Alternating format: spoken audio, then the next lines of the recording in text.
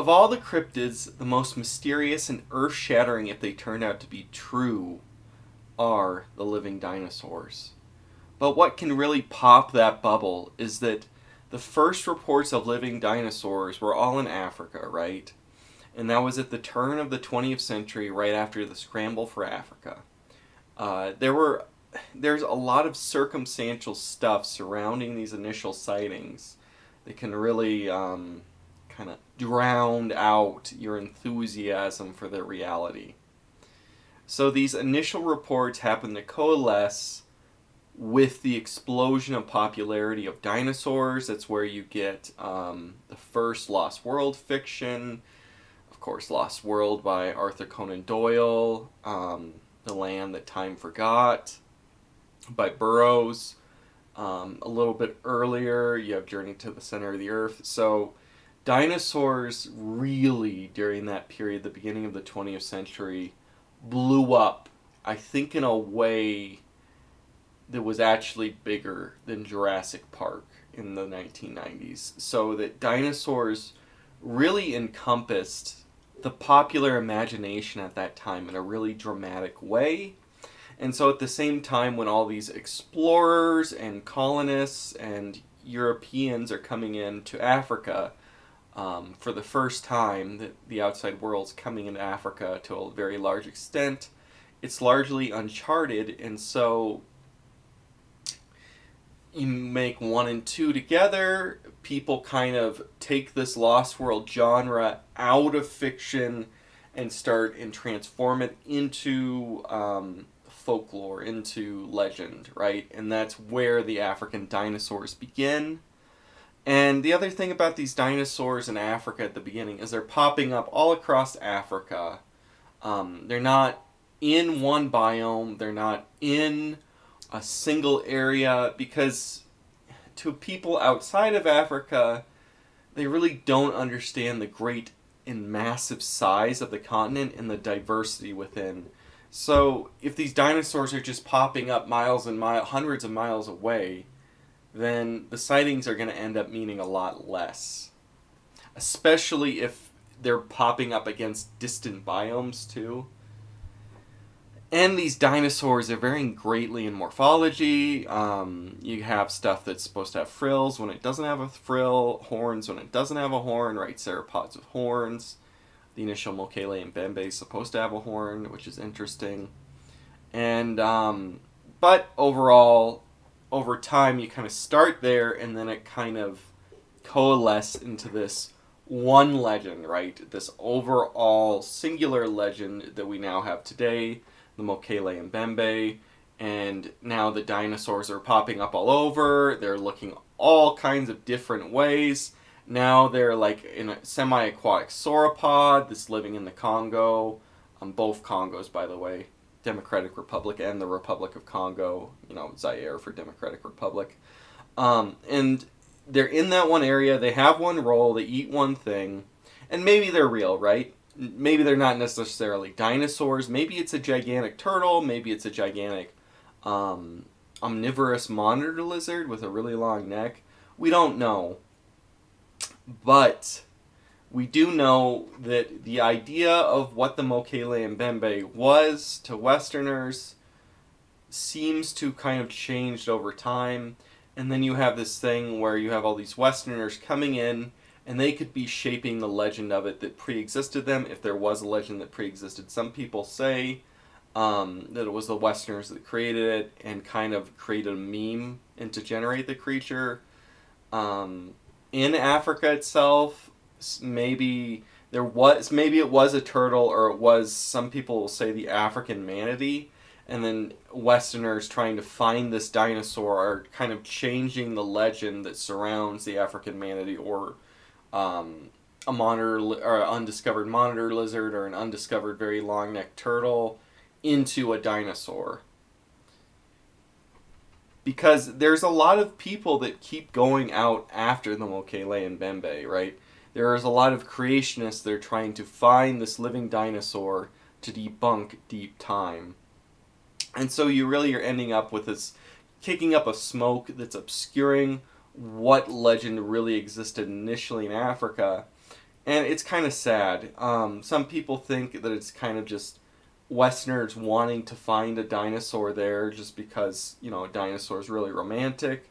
The Africans really had no conception. You have the more moderate version, right, that I was just saying about maybe it's obscuring it, what's really there. But who knows? I mean, it can't be solved until you find a comparable animal that can explain the legend, or it just remains that, a legend forever. But what's really interesting is that there's neo-dinosaurs or neo-pterosaurs, and I guess to a certain extent, but although I think that they're probably more viable sightings of stuff like plesiosaurs. In every single continent, I mean, people have seen pterosaurs in England, right? Every single continent, people are seeing dinosaurs, people are saying they're seeing pterosaurs.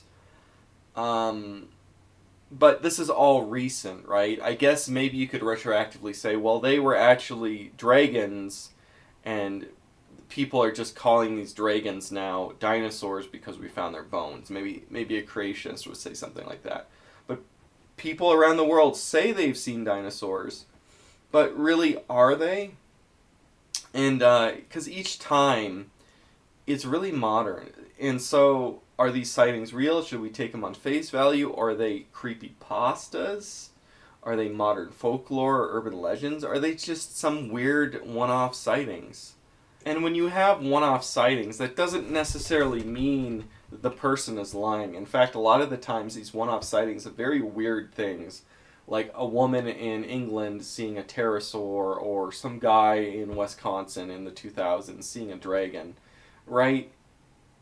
Those people probably are telling you the truth of what they believe they saw. Whether they saw it or not, who knows, right? That's just what goes into the whole history of folklore and Fortean studies. It's just part of the game. But the one dinosaur or living dinosaur outside of Africa that I don't think could be dismissed or ignored as readily as any other is the Burrunjor of Australia. The Burrunjor, which I'm pretty much positive I'm going to mispronounce if I keep trying at it, is a theropod or large carnivorous dinosaur. Was supposed to dwell in the Australian outback. It's described as looking something like a Tyrannosaurus. Keep in mind that the Tyrannosaurus is native to North America, not Australia, though there are a lot of comparable, similar large carnivorous dinosaurs which lived there in the Mesozoic. Um, Sightings of this beast, though, are few and far between. I think the first ones are said to have happened in the 1950s. People have said that it's ate their cattle, it's supposed to eat kangaroos, and feral camels, of which there's something like 1 million feral camels in Australia. They're actually kind of highly successful invasive species. Very interesting, actually. There really is, though, only one piece of evidence outside of eyewitness sightings that you could really point to, and that's there's like this footprint, this three-toed foot cast that resembles that of a theropod. Of course, maybe that cast is coming from an actual fossilized theropod, right? Or possibly it's just a hoax, right? So you could dismiss it. But if we take these sightings of Australian theropods seriously and we drop this lone cast, what are we left with? We have a clear candidate for the Burrunjor. I know I just mispronounced it, guys. And that's the Megalania, the largest monitor lizard ever found in the fossil record. Some estimates make this thing 3 times the length of the Komodo dragon. The Komodo dragon being, of course, the largest living lizard, the largest living monitor lizard. Megalania lived concurrently with modern man, too, during the Pleistocene or Ice Age. And it's only of tectonic extinct something like 12,000, 10,000 years ago. Megalania would have been the apex predator in its native Australia and completely intimidating. When someone says, though, that they've seen a dinosaur, we got to think about this for a minute. Nobody's ever seen a dinosaur, right? Because they've been extinct for 65 million years. They know what a dinosaur looks like from modern media. But that's the only thing that's kind of pointing them towards what a dinosaur would look like. Yet dinosaurs, despite never of being seen, really do dominate our consciousness. And we want to know, or at least are aware of them more than numerous, almost probably the majority of all species on Earth, because we romanticize them and put them in our media. But we know people, the normal kid, is going to focus on dinosaurs way more and then stop being interested in animals, probably in general, in their childhood than any any reptile on Earth. So if someone were to bump into a large, gigantic reptile, what are they going to reference it against? They're going to reference it against what they know. And so their mind is going to jump to conclusions based off what they know. And so when we get into that, well, if you saw a giant turtle with the Mokele-mbembe and its body was in the water and it had a gigantic neck, maybe that would be a dinosaur to you. And when theropods, which walked on two legs, if you see something that's a gigantic reptile walking on two legs, well, that's got to be a dinosaur. You're forgetting that numerous species of monitor lizards can stand on two legs, including the Komodo dragon itself, and the very large lace monitor, which is native to Australia. If you saw a 30-foot long carnivorous lizard which had the ability to stand on two legs, I don't think thinking it's a dinosaur is a very far-fetched conclusion. Keep in mind, a large portion of all the dinosaur adventure movies or dinosaur monster movies don't even try to create anatomically modern or, anatomically correct dinosaurs, whether modern or, kangaroo type tail dragging kind of dinosaurs. They actually just take a lizard, sometimes put frills on it, but not necessarily dress it up with some plastic frills that look like scales, and then just make it gigantic for the camera, either using trick photography, forced perspective, or green screens, right? There's numerous movies where this has been done, right? The 1959 Journey to the Center of the Earth, the 1960 Lost World, the 1940 1 Million BC, and to a certain extent, the 1966 version of 1 million years BC has it as well with the giant iguana, even though the majority of the movie is stop motion dinosaurs. I mean, it's so common that it has its own meme title or its own trope title, the Slurposaur. To top it all off, Megalania has been seen as a cryptid in its own right within Australia. And it's actually been seen more often than the Burrunjor. It's so weird spelled. Just forgive me for mispronouncing it. You know I am retarded, by the way, so of course I'm going to mispronounce it. So I just want to touch on one eyewitness sighting, and it's not, what occurred wasn't necessarily that dramatic, but it was a herpetologist. It was this guy, Frank Gordon, in 1979. He saw what he thought was a log in the middle of the road, and then it moves, and it reveals a creature which looked and had the same kind of texture, color as a Komodo dragon, except, it's 30 feet long. And obviously, eyewitness reports don't mean any kind of proof. But when you have somebody of qualifications, right, a herpetologist, a zoologist with studies reptiles in particular, seeing such a thing, I think that eyewitness report alone is like 50 individual eyewitness reports in credibility.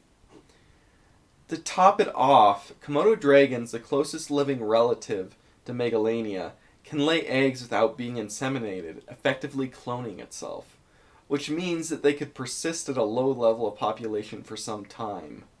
Keep in mind that tigers persist at very low levels, and we think that tigers are endangered, and they are definitely shrinking in area. So look at the Siberian tiger, right? It has a breeding population of 500 or 600 people, and when we see that 500 tigers, right? When we see that 500-600 tigers, we think that it's doomed. It's obviously critically endangered. It's going to die out from inbreeding depression. It's completely screwed. But we're forgetting something. That a tiger is an obligate predator, which has this huge range, right? Tigers have massive, massive range. A massive range for one tiger. So when we're putting on these statistics onto these kind of apex obligate predators, that we would put onto a similar animal that's a herbivore or an omnivore, we're really forgetting that they cover these massive ranges, so their numbers naturally are going to be much, much smaller than they would with herbivores and omnivores. So I think that tigers have a lower ceiling to their total numbers, and that kind of obscures how endangered they truly are. Maybe it's the same for something like Megalania. I think that Megalania is one of the most viable of the truly dramatic cryptids. When people say they're seeing a dinosaur, you want to roll your eyes, right? Because that's a 65 million year fossil gap with nothing in between. You know, maybe there's a handful of hadrosaur fossils that have been found beyond the KT boundary, but it's just a handful. Most scientists say that it's just washed over.